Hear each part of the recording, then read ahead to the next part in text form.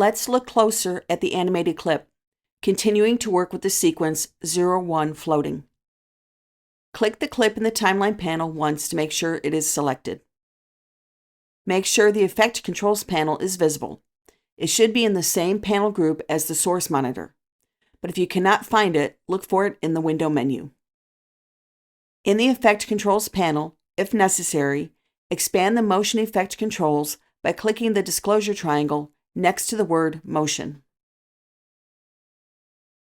Still in the Effect Controls panel, if the integrated timeline is not visible, click the small triangle at the top right corner of the panel to toggle it open.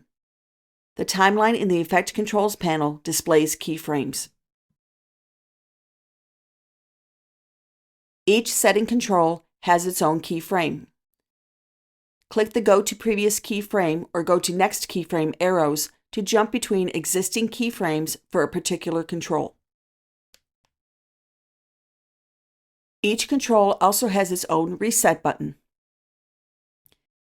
If you reset the whole effect, every control returns to its default state at the time where your playhead is positioned.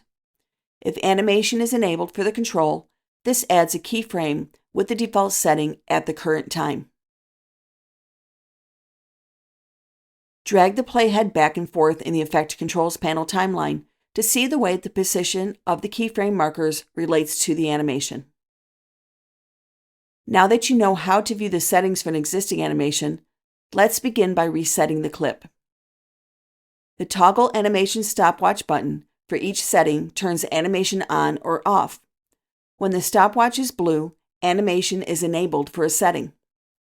Click the stopwatch for the position property to turn off its keyframes. Because the setting already has some keyframes, a warning message lets you know they will be deleted if you continue. Click OK to continue.